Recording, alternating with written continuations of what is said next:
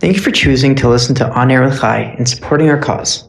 Being a nonprofit organization, we rely on the support from our community to help keep our programs running and allow us to continually service our families while offering incredible experiences, such as family vacations after treatments, trips to Edmonton Mall, home-cooked meals, big sibling programs, day camp and sleepover camp, and many, many more.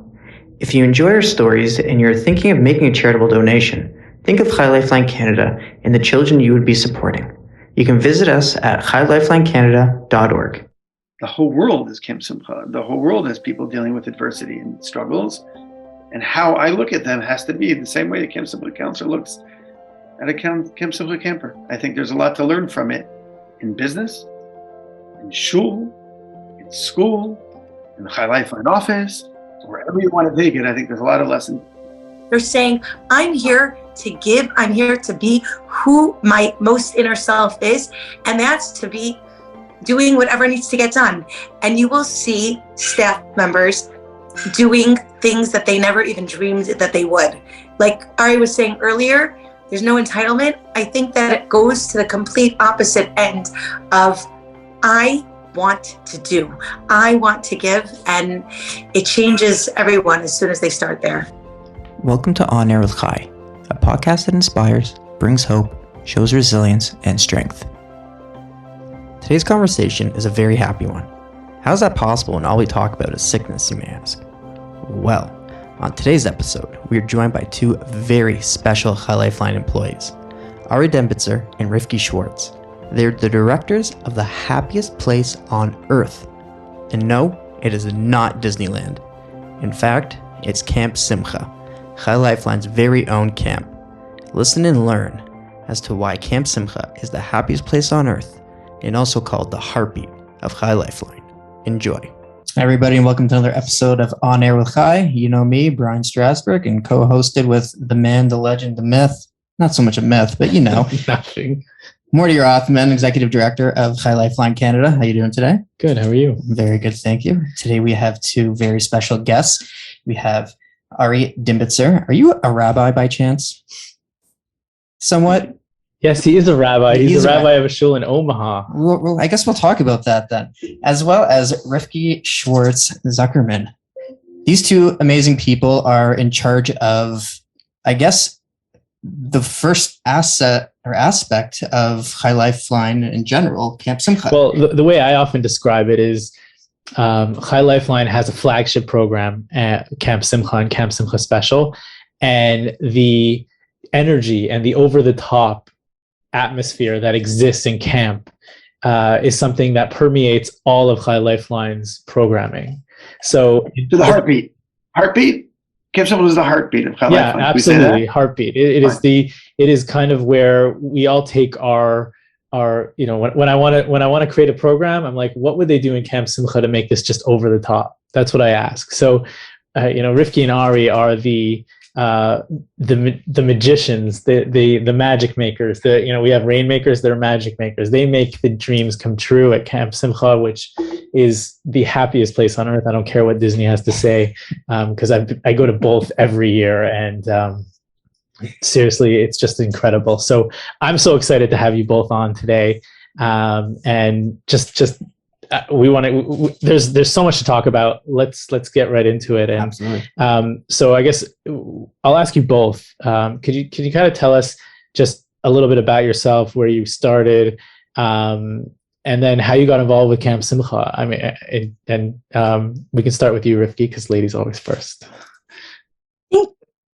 So first, just going back for a second, so interesting. I get that comment from staff members all the time, but I get it from campers all the time. Just this year, I got one of the campers walked over to me mid-camp, Rivky, Disney lied. Camp Simcha is the best place on this earth, and it just is the most magical, most incredible. I grew up in Detroit, Michigan, and so I'm a Midwest girl, and I went to typical regular camps my whole life. And our director then was from Detroit, Michigan. And his wife was talking about Camp Simcha, and I was a little bit nervous, and does it make sense for me to go? And one thing led to another. And I finally said to her, you know what? I'm going to try it. I'm going to come. And I came to Camp Simcha as a counselor. I got there the first 2 days, the first 3 days. Didn't know that many people. First time that I was going to a New York camp. And I had a camper who was from Israel, actually a 7-year-old girl. And the second those buses rolled into Camp Simcha, I was sold. My heart was just there. And Ari before talked about Camp Simcha being the heartbeat of my lifeline. Somehow, as soon as those buses rolled in, your heartbeat just starts all over again. And it's an incredible thing. It's an amazing place to be. But the second those campers and those gates open, those campers come in, you connect in a way that's almost indescribable. Maybe we will try to describe it over time. But that's how I got started. I was a counselor for 2 years. I was division head for 2 years. I was assistant head counselor, and then I've been head counselor, thank God, for a few years now.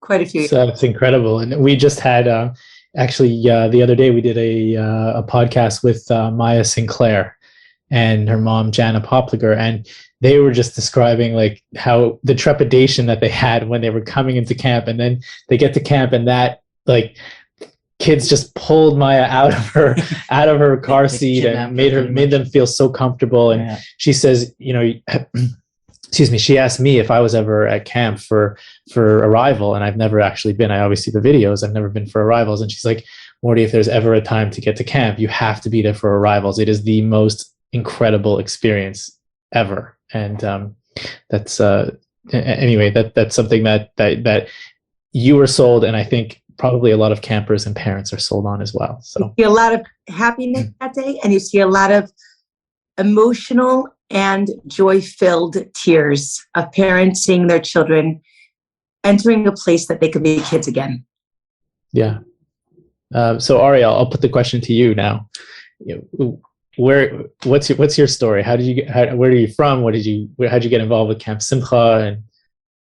And actually, Rabbi Scholar. I met Rabbi Scholar in Israel, and he says, "You're coming to Camp Simcha in New York." At that point, I even wasn't on my radar. Where were you in Israel? You were in yeshiva in Israel? I was, but I met him at the Israeli program of Camp Simcha, which was all Israelis and me. That was fun. Story for another time. And then I came to Camp Simcha in New York, and it seems like 95 years ago. It might have been 95 years ago, but I feel like I've grown up there in a lot of different ways. I was a counselor, volunteer, and here I am now doing this for a long time. And I think I'm still relevant. I think people still like me there. So I think I'm doing a decent job. It amazes me on two accounts when I meet counselors who are, 10, 15 years out of being counselors, and they still talk about both of you like with such reverence and feel so close to you. To both of you. I see it on both from the girls and the boys, and it's just an incredible thing. You ask, I'll give you one word. I mean, the description that people always say about Camp Simcha is like this utopian society where there's a certain feeling today, whether right or wrong, and obviously our generation is incredible, but there's a little bit of a sense of entitlement of, younger people. And all of a sudden you come to a camp like Camp Simcha where there's no room for entitlement. So people just change and they become, for the most part, the best version of themselves. And therefore, they attributed a lot to the leadership of Camp Simcha. So I'm not saying that we shouldn't deserve the credit, but there is this sense of everyone is so happy there because they become the best version of themselves. There's no room for entitlement. Usually, there's no room for entitlement because you're dealing with these children who are going through so much. And you have to give, and obviously, we train them somewhat to have that kind of mindset and to have a giving heart. But this is where the train is headed. So, like, if you're getting on this train, if you're here, this is a giving place where you don't want this or you don't like this. That doesn't happen. That's not how you're going to make it in Camp Simcha. So all of a sudden people become the best version of themselves, and they attribute a lot to Rivky and myself. I don't know if it's specifically us. No offense, Rivky, but I think it's the environment of camp that we happen to represent, and therefore, when they see us, they like themselves more. There's so much to learn from that. Like what you just said, I don't know if you take a step back, is like the environment that you create really can create a place where people can be the best version of themselves. And I think for people out there running a business or really anybody in your own household, the environment that you're going to create in that household will bring out certain parts of people's personality. And I think that's very that's so important to see. It's also very humbling. I mean, in that manner, because you're being introduced into an environment with kids who they're sick. They're either sick or their siblings. So it's for the person coming in who's healthy and they understand that they're surrounded by a bunch of people who are a lot less fortunate health-wise than them. It brings a whole different perspective and attitude to everything that they're doing. And that's necessary. And, perhaps the lesson is that I think in almost every situation, people are going through what they're going through. And obviously it's not to the same level as a child with cancer, but everybody's going through things. And if we are, you hit a very big, important, strong point. I think Camp Simcha is not, the whole world isn't Camp Simcha. And I think Camp Simcha, it's more obvious that there's people in pain. And therefore I have to be more of a forgiving, giving person if I'm surrounded by people who are in pain. But I think your point is incredible. The whole world is Camp Simcha. The whole world has people dealing with adversity and struggles. And how I look at them has to be the same way the Camp Simcha counselor looks at a Camp Simcha camper. I think there's a lot to learn from it in business, in shul, in school, in the Chai Lifeline office, wherever you want to take it. I think there's a lot Not of in the Chai Lifeline office. We're good in Chai Lifeline. We're all giving, but yes. Rivky, would you agree with that? Would you? So much so. I've seen so many girls come in and they tell me that Camp Simcha has changed their life.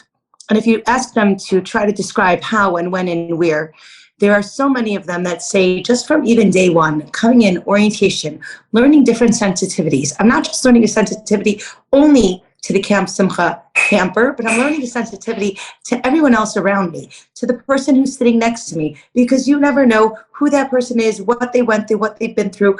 And so many, interestingly, and we'll probably get to it at one point or another, so many of our siblings or former campers may come back as staff. So one of the things that we'll talk about even in orientation is the girl sitting next to you may have been a camper. The girl to your, and all of a sudden your sensitivities are heightened. And all of a sudden you're, like Ari's saying, becoming the best version of yourself. You're changing into the best person that you can be in this world. And we're continuously growing and changing, but it's really an environment where they want to be giving all that they can. And you see it to every camper, but you also see it when they're bending down and picking up the smallest piece of garbage, because they're taking responsibility for everything that's going on around them. They're saying, I'm here to give, I'm here to be who my most inner self is, and that's to be doing whatever needs to get done. And you will see staff members doing things that they never even dreamed that they would. Like Ari was saying earlier, there's no entitlement. I think that it goes to the complete opposite end of I want to do, I want to give, and it changes everyone as soon as they start there. It's so incredible to think also, like I know what it is to recruit volunteers, because we're doing that here in Toronto all the time, in Montreal, and getting young people these days to really do things and commit is a challenge. They're over programmed. They got their phones pulling them in a million directions. Camp Simcha is a force to be reckoned with. When you think about the amount of applications that we get as an organization to have young people work for 2 weeks in the middle of the summer, they might get 2 weeks, they might get a month, who knows? And the hype surrounding that, and it's like, not only are you not paying people, but people would probably pay you for the experience. Like, it's like they're lining up. And I think it's an incredible thing to say about our community, that they want to do this, but there's something that's bringing them there. There's something that's exciting them, and it's not just getting something on their shidduch resume, or not getting in, something for their medical school, to get into med school. And that's a hype that the two of you, I think, really bring to the table. Can you share a little bit about that, or that concept that you try to create this? Maybe it's something that just happens on its own. I don't know, but is that something that you would feel that you two would bring to the table in this situation? That the amount of counselors that want to be involved in camp is just it's unparalleled.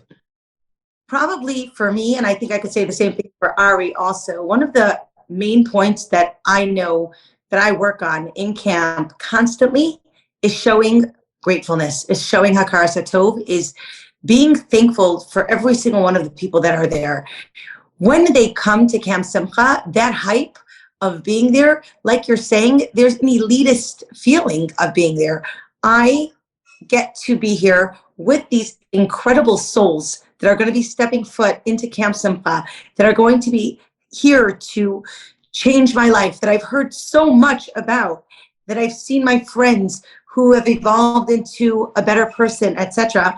I think for me, I see a lot of that goes to the gratefulness that we have. We have a whole head staff who are constantly walking over and complimenting and telling the staff what's going on that's right, what's going to be happening in the next few days, and where they can be helping out, and how that is actually helpful to the program, and how they are actually going to be changing and bettering the entire Camp Simcha, and then in essence, changing the lives of these children, and at home, so many of their families.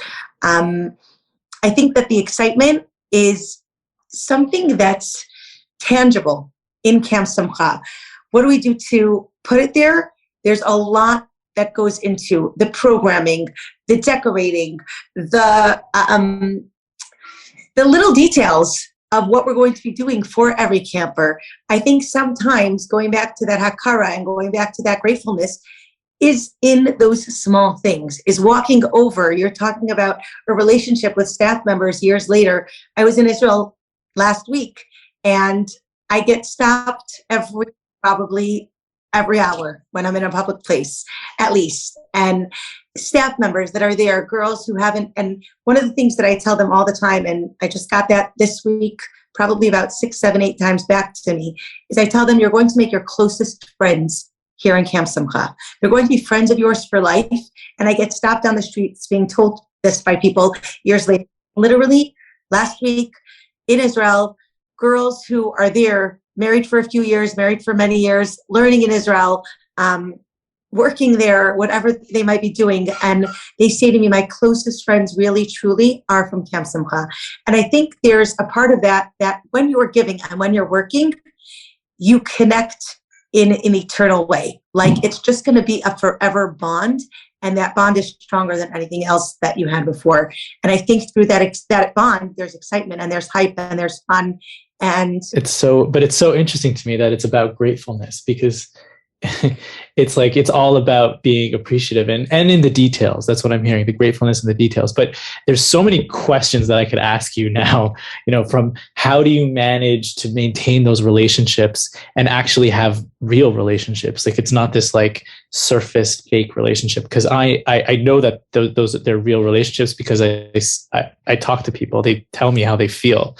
And it's interesting you talk about gratefulness. One thing that I think I've done, and a lot of I took a piece of paper and I wrote down the 25 people in my life that I come into contact most common, like the most often, and I write it down, and I actually put this in my calendar, and every 3 days I look at that list and I think, did any of these 25 people do something for me that I did not say thank you for, or did I not show appreciation for?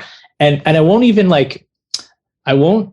I won't like call them. I won't take a lot. I'll just send them a WhatsApp. Like, hey, just want to say thanks for, that thing you dropped off the other day, or thanks for this. And it's taken the people in my life are just, I thought I was showing gratitude for myself, but they do more. They want to do more. It's the craziest thing. Right? It's the craziest thing. It's really, it brings closer. So I'm gonna go with that. I'm gonna ask Ari, and maybe just because we want to hear from both of you equally. Ari, how is it that you maintain these real relationships with so many people? I mean, we've been talking about counselors, but I know campers that still feel close to you, and these are grown men with families. First of all, I think overall it's true. I'm sure there's some people who don't feel that way, but we'll just say that most people do feel that way. And for those who are watching this that don't feel the way, I apologize. But I don't think it has to do with quantity. I think it has to do with quality. And I think, what's cool about Camp Simcha is that it's not a fad, meaning it's not cool. I mean, it is, but it's like eternally cool. It's, a lot of successes of organizations, of movements, whatever you want to call them, they come and go. There's like a hot period and then it becomes not hot. And I feel like what's cool about Camp Simcha, again, not the temporary cool way, but like the real cool, is that it's always been like this, at least for recent history. And I say 20 years, it's been popular and people want it. And again, I think it's because it's the best version of themselves. And I think also I attribute a lot to the leadership, and the leadership is passionate. And when you're all in and you just believe in the cause and you believe in the people and you believe in the mission, really close to 100%, that affects everybody around you, because not everybody else has that conviction. But when you're leading and you have that conviction really, and that passion rubs off on other people as well. So that was really addressing your first question. So true passion really helps you build those relationships, because you truly have a passion for helping these kids, and that rubs off on your staff. You're not doing it because if it's a job. You're not doing it because you want to check a box. You're doing it because you believe in it. And if you believe in it, then why would I take it easy? Why would I take it easy if there's somebody that I could actually affect in a positive way? And vice versa. I think these are two incredible concepts. I think that I don't think it's limited to children. I think it's very much to the volunteers, the counselors that come. I think Rivky and myself, we feel an obligation, not a negative obligation, like a positive obligation, that this is an encounter that a person may only have for 2 weeks or 4 weeks. And let's change their future, because that's the role that we are in, and we can change their future, which changes the world. So I think it's a tremendous responsibility. I will tell you in a negative way, when I'm tired in the summer, I feel so guilty being tired, because I feel like everybody else is now tired. And whether it's true or not, my negative, whatever I'm feeling, whatever I'm not feeling, I feel like affects everyone around me. And I think there's truth to that. I'm sure a little bit is not true, but that's a big responsibility, and it's a lot of pressure. But then again, when you love what you do because you believe in what you do, then you push forward. So how do you keep that going? So you're mentioning that in the summertime, you're running this camp. You guys are probably getting exhausted with the energy constantly flowing. How do you keep that energy going? How do you keep everyone's smiles on their faces from the minute they get off the bus, all the excitement and the joy? I haven't personally been to the camp. I haven't seen it, but I've seen the videos. I've seen the pictures. Oh, you're coming this summer. I hope so. So, I mean, it's seeing all that happening. How does that carry through? How are you maintaining everything throughout the summertime? Where does that endurance come from to keep the positivity? I mean, and I would put it even further. I would push it a little harder, because you're dealing often with such sad situations, such sad cases. Especially with the Camp Simcha Special. I mean, it's got to be even harder with them. Yet you're able to create this positive environment where you're dealing with literally some of the worst things imaginable. Pain and joy are not contradictions. I mean, that's, I think everyone will recognize that. You can also be incredibly giving from a place of pain, And sometimes it gives a lot of motive to give when somebody or yourself are in a place of pain as well. I mean, that's really, if you want to talk Torah, could be a nice drasha for this Shabbos. But the pain and the reality of dealing with vulnerable kids who, either are currently going through something painful, may go through something painful, have gone through something painful, actually is a motivation for more love and more passion and more energy. I don't know that we always maintain the same level of energy. I think that if it's coming from a real place, if it's coming from a true place, if it's coming from a place of ideal, again, I think if the motive of why we do what we do is not based on a paycheck and is not based on recognition, not based on honor, external recognition, if that's what the motive of what we do is essentially because I'm doing something really good, that's the motive itself. And that goodness never goes away. All the other stuff is fleeting. So again, okay, but it is, you would agree that it is a challenging thing. I would think that, so to overcome that on a mental level has got to be something difficult. And to maintain that in a bunch of young people over a month, I could imagine is a challenging thing. I think we're the example. I think that, go ahead, Ari. My answer to that last question is that I think when we are able to be plugged in, it affects everybody around us. Go ahead, Rivky, sorry. I think that our structure also is a tremendous support to exactly what you're describing. The way that the camp is structured, the way that we have the support staff around every single one of our staff members, that everybody feels that they're not alone, that I'm part of something greater, that I'm part of something bigger, that if I need to lean on the next person, and I think it's such a lesson for life, for anyone, if you are able to set up for yourself that structure and that bond with other people around you, that you're a part of something greater and you're not just alone in anything, I think that that's probably what maintains so much, in addition to what Ari said and what you said, but what maintains this excitement and this fun and this energy that just continues on, and that if you would come back there the next day with all those people, it would continue on for another month. Like right. At the end of it, if they would stay on for another month, could we do this again? And everyone's answer would be yes. Let's do it. I'm in.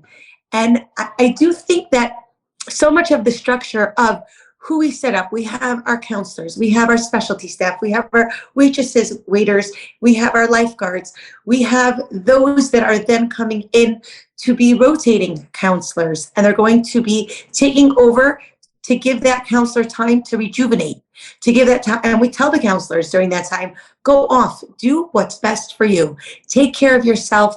If it means you going off into the forest and writing a letter, then go do it. If it means taking a walk, if it means going to sleep, whatever it is that you're going to need to get yourself that energy, go and get it for yourself. And I think, it's funny, Ari talked about being tired before.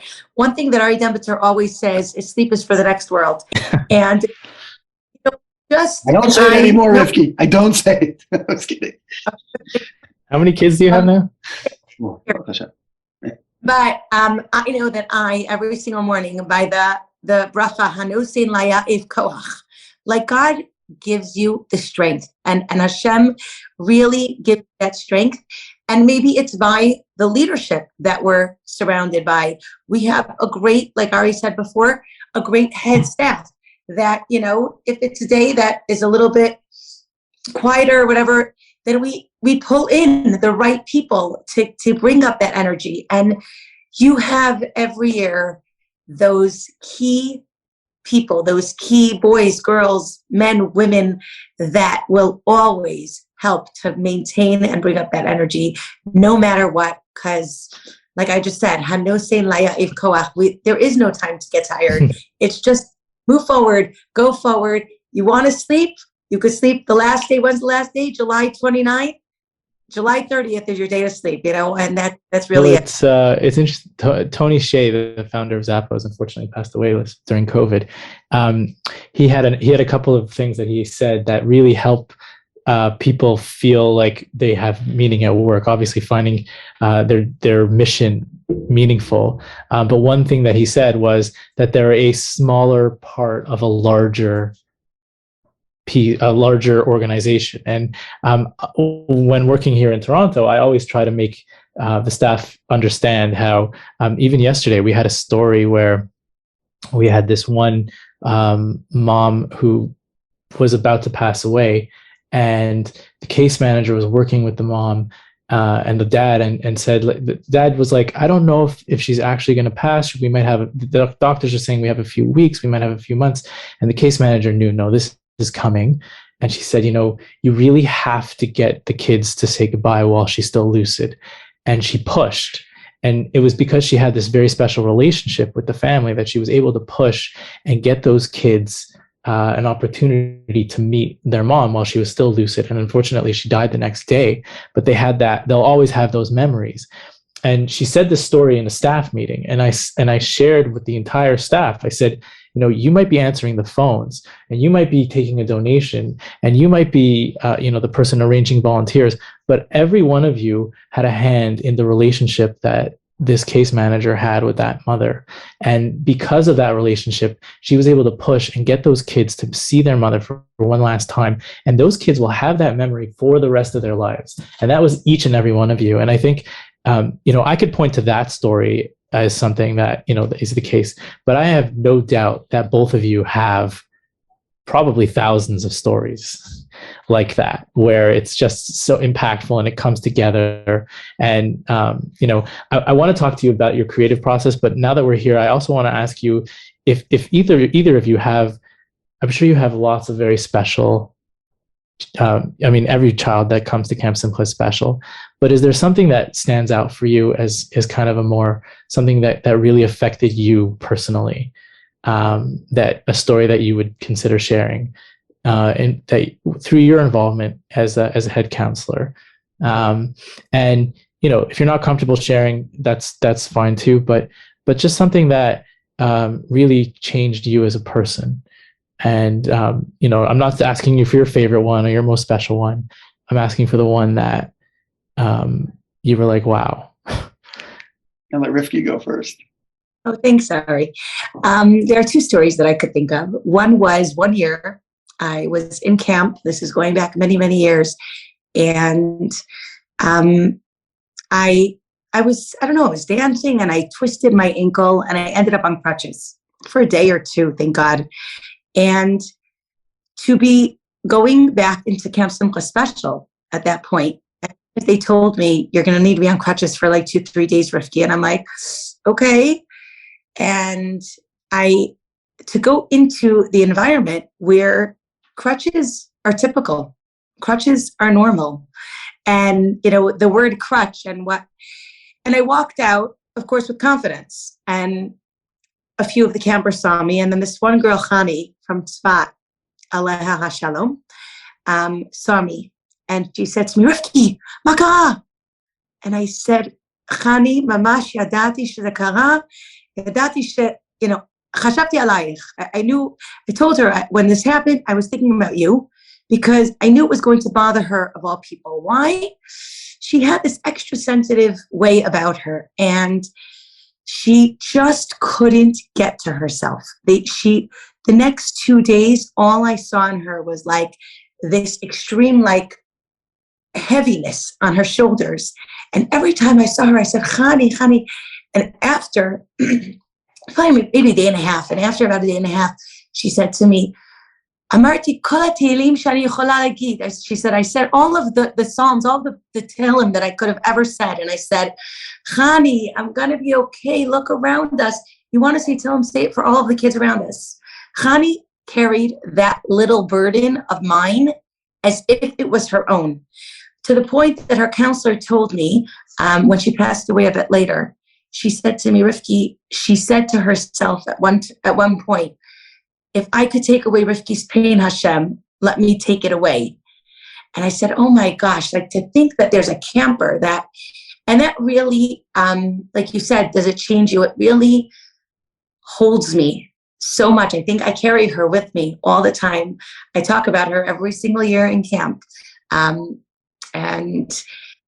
well, to think what she was going through on her own, that she passed away that much, that and all she could think about was someone else's pain, I think speaks to, the human condition. It speaks to what incredible people and warriors we have at Camp unbelievable. Simcha. And the actions that she took. She wasn't just going to sit by. She took action. She's going to go pray. She's going to go daven. She's going to go. And I think that describes so many of our kids there. And the other small one, if I may, is a little girl, Sophie. And Sophie was not well at all. And Sophie wanted to come to Camp Simcha really, really badly. And I had heard it March, April. Her parents had told us. And as things were getting closer to camp, Sophie was really, really doing poorly medically. And we decided not to send an application. We're not going to send an application. It's a little bit sensitive. And about a month before camp, her mom called up, Rivky, could you send an application? I said, yeah, of course. And we sent out the application. Mom filled it out. And her mother kept telling me before camp, Sophie's living for camp, Rivky. She's just living for camp. And Sophie came up to camp. And Sophie was very, very, very weak. And Sophie's counselors were beyond dedicated to her, all that she wanted to do. She didn't do every single thing that everybody else in camp was necessarily doing, but she did her own things, and she was on her own time and agenda and schedule. And Sophie's time there was absolutely amazing. She was extremely weak. She was extremely ill. And Sophie went home, and that day, the next day, she went home in the evening or whatever, that day she passed away. And her mom had said to me, both of her parents, that she really lived for Camp Simcha. Why this story? I mean, I don't have to explain why it touches me so much, but I still till today thank her parents for sharing her with us those last 2 weeks of her life. But the dedication of parents to send her where they knew she was happiest, where they knew that she was getting the most. And there's a beautiful garden now in Camp Simcha. It's called Sophie's Garden. And it's colorful, and she loved sprinkled, and she loved tutus, and she loved princesses. And I smile as I talk about her, because that's what she was. And she was her happiest self in Camp Simcha. And for her parents to know that and to send her and allow her to spend those days and those weeks with us before she passed on will forever be etched in my heart. That's I have goosebumps. That's for you to even look at it from the perspective of the parents, and to say, like, this is the parents who gave up those few weeks for their daughter, and they gave her to you. I think is so telling, and that's truly a heartwarming, heart-touching story. Ari, would you share something with us?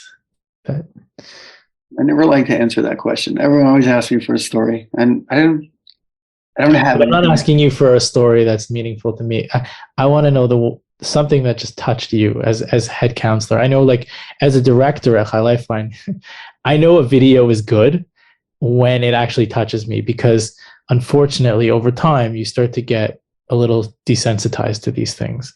And I'm just curious for you, what would that be? What impacts you? There's no specific story. I mean, I think when I first got there were some stories that definitely changed how I view things that I would take for granted. Again, first time in Camp Simcha. It's a long time ago, probably in the 1800s. But I was playing basketball with two on two.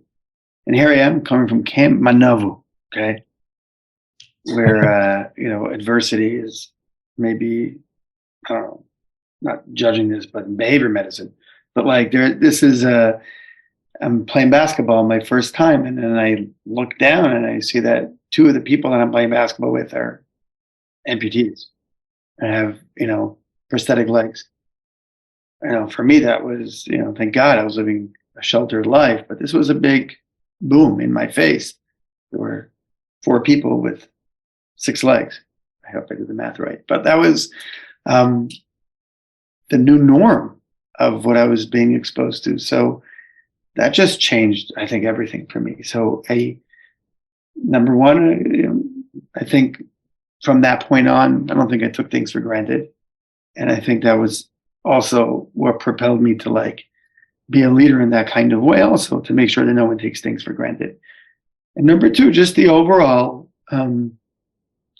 openness and of kids with adversity that are able to just be kids and to relate to each other despite what they look like or despite what they're going through or because of what they're going through. The camaraderie of, I don't know, two paraplegics having a down-to-earth conversation, humorous conversation about themselves, making fun of themselves, making fun of their disability is amazing. When most of us would be exposed to somebody who we think is physically very impaired and very limited, we probably wouldn't feel comfortable in those kind of jokes, making those kind of jokes. And we would probably, for the most part, walk on eggshells and not know what the right thing to say is. And then when all of a sudden you see that there is no right thing to say and people are just human beings and some of them could make fun of their disposition or could talk about it very freely, that's something that's very amazing. So that, when I say I don't have a story, I just feel like that happens all the time. And well, I think that attitude is interesting, that you're taking kids out of so often they have to be so serious, and you're able to put them all together and just joke around like every other kid. Like I would, when I was growing up, making fun of the guys in my bunk about the weird way they made their bed or something. And this is this is just taking that to a different level, and I think that's incredible. Yeah, go ahead, Bryan. I was gonna say I want to take it a little bit different direction. So we have our own camp and everything. We have a couple of camps up here, Camp Lifeline Away. We hold up in Muskoka, and then we have our day camp and everything. So you guys, I hear this from everybody. Rivky mentioned it at the very beginning. The minute people come into camp, there's this connection, there's this emotion going on. Where is that coming from? Where does that start? Where does it illuminate from? All right, I'll go first this time. Is that what you want, Rivky?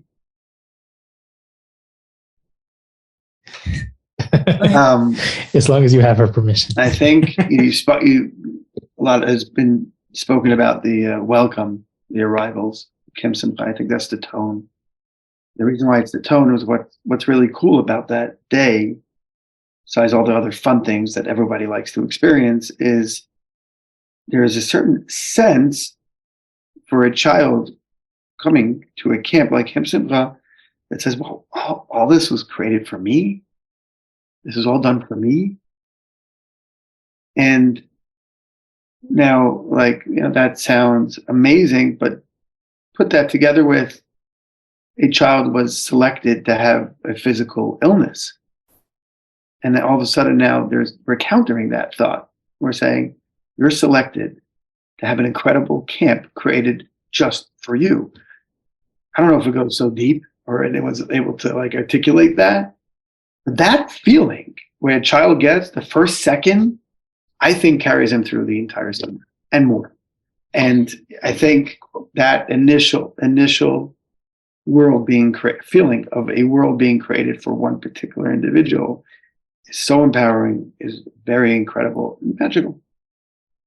Yeah, I think that's really interesting in the fact that people, they feel like, oh, maybe I had this bad luck, like I had this horrible situation where I was given, unfortunately I've been stricken with a horrible disease or illness, chas v'shalom, and they don't know how, they feel like, oh, well, I must be so down on things. And then they come to camp and they're like, oh my goodness, it's not the case at all. Like I'm actually getting all of these, I've actually had it happen where we've had siblings come to Chai Lifeline, and one sibling had cancer and one didn't. And the sibling says, so when's it my turn to get cancer? Because I want to go to camp. It's like, it as sad as that is, or I think that tells us that we're doing a great job. And obviously nobody should have cancer. But if a sibling is looking at their brother or sister and they're like, well, when's it my turn? I think that we're doing what we're supposed to be doing to help these children. Here's a messed up story that you may want to edit out afterwards, or maybe not, save it for the archives. But I once had a person who came to talk to me and said they would like to be a camper at Camp Simcha, and actually made up a story that they had cancer. Wow. I'm not sure if this fits into what you're saying. No, but it's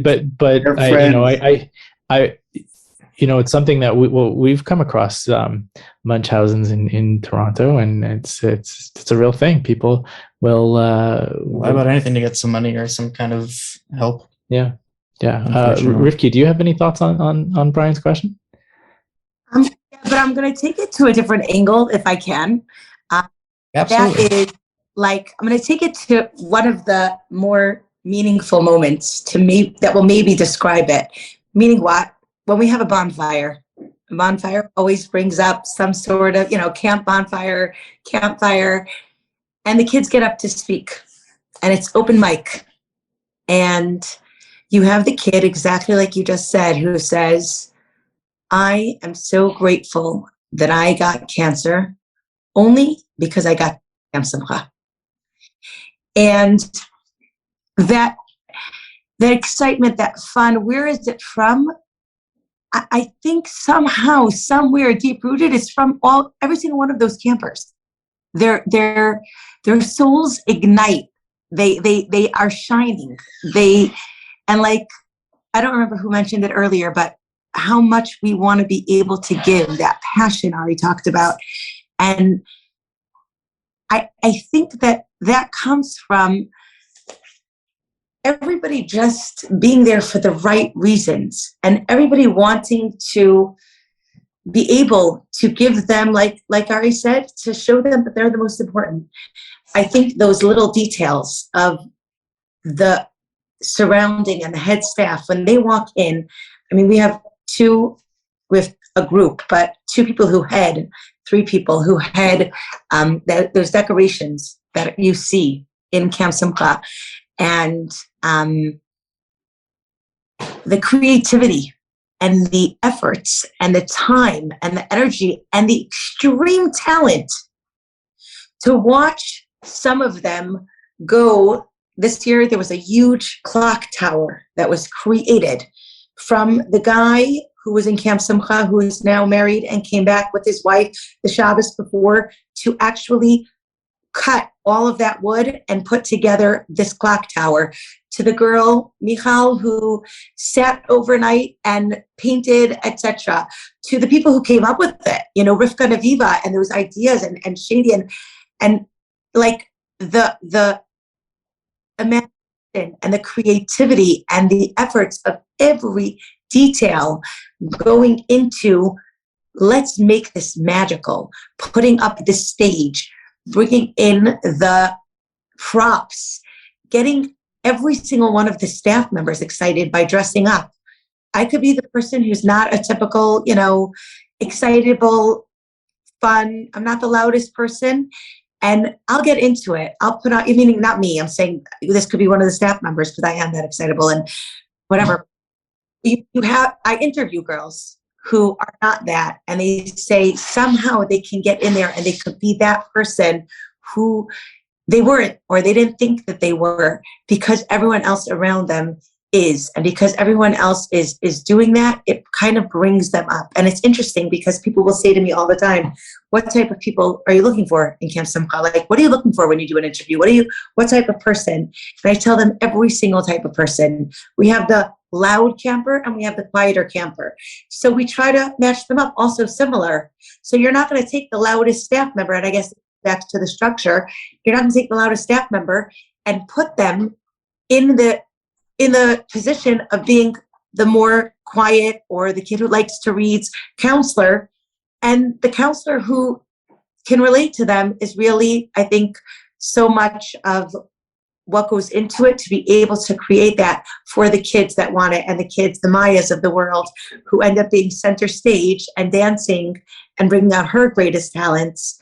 And I think the opportunities, like Ari said before, the kids are given in camp to be center stage and that the entire Camp Simcha, the entire Camp Simcha's eyes are on that one child, and their abilities, like Rabbi Scholar always says, and what they can do is what brings the magic. It's it's something that so I know sometimes I don't come across it, but I'm very much a type A personality. Really?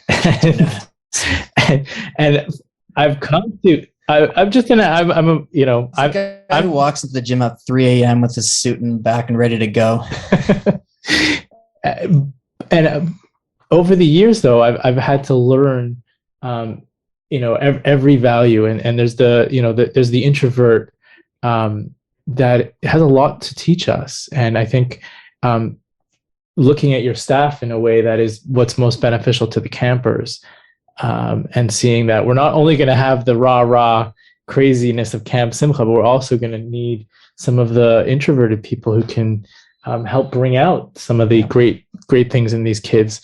I think is very special, and it's another aspect. And honestly, I could probably go on for another couple hours, because I feel like we didn't even get to the creative part that I wanted to talk about. We didn't get to part two. There are so many other things. Maybe we will do a part two. That is a possibility if you guys will give us your time. I know how busy you are. Loving the music. By the way, that's my ringtone. Sorry, under pressure. But no, we do really appreciate both your times. You guys, both of you, are create the magic that is Camp Simcha, and Camp Simcha is the magic that makes Chai Lifeline. And thank you for everything that you do. I don't know that I ever get to say it, but I'm always in awe of everything that happens at camp. And now that we're Chai Lifeline's doing Simcha Without Borders and taking that magic and bringing it to the community, it's just the next level and the next stage of Camp Simcha. So thank you. Are we on your list of people that you have to be grateful to, that you wanted to express thank you? Unfortunately, I don't come in contact with both of you. You're not in the top 25. I think my life would certainly be better if you were, but I don't know that you have the time for me out there in Omaha, being a rabbi, and Rivky as busy as you are, I know. So, but I do say thank you very much. You guys you do an incredible job, and I know we in Toronto are always trying to emulate. What would they do in Camp Simcha? What would they do in Camp Simcha? And really, what that question is like, what would Ari and Rivky do? Because that's Camp Simcha. So. Thank you guys so much. It's nice to have the faces of the two people who created the most in-demand program for Chai Lifeline in front of me. So it's an honor to speak with you guys. It's been amazing hearing your stories and everything you guys had to share with us. And definitely let's get part 2 going, because we have a lot more to talk about. Thank you very much. Honored to be here. Thank you.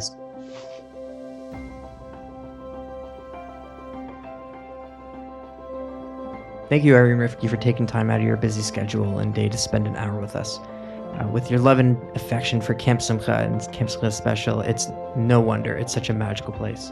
Hearing the incredible stories from Chai Lifeline families of how camp was introduced to them and the experience they shared with us, it only makes sense that there's such a high demand to be a counselor at Camp Simcha and Camp Simcha Special.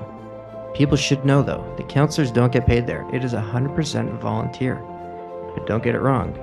They are turning people away because of how many people apply to be there. Thank you again, Ari and Rivky, and thank you to the listeners. I hope you enjoyed learning about what makes Chai Lifeline camps so magical. Until next time. On Air with Chai is a Chai Lifeline Canada project, produced by myself, Bryan Strasberg, hosted by myself and the Executive Director of Chai Lifeline Canada, Mordechai Rothman. Guests are booked by Orly Davis, and graphic design is done by Candace Alper. On Air with Chai is edited by myself, and the music is provided by Music Unlimited at pixabay.com. To learn more about Chai Lifeline and how you can help us, please visit our website at chailifelinecanada.org. Don't forget to subscribe and give us that 5-star rating, and of course, share it with all your friends. Thank you for choosing to listen to On Air with Chai and supporting our cause. Being a nonprofit organization, we rely on the support from our community to help keep our programs running and allow us to continually service our families while offering incredible experiences, such as family vacations after treatments, trips to Edmonton Mall, home-cooked meals, big sibling programs, day camp and sleepover camp, and many, many more. If you enjoy our stories and you're thinking of making a charitable donation, think of Chai Lifeline Canada and the children you would be supporting. You can visit us at chailifelinecanada.org.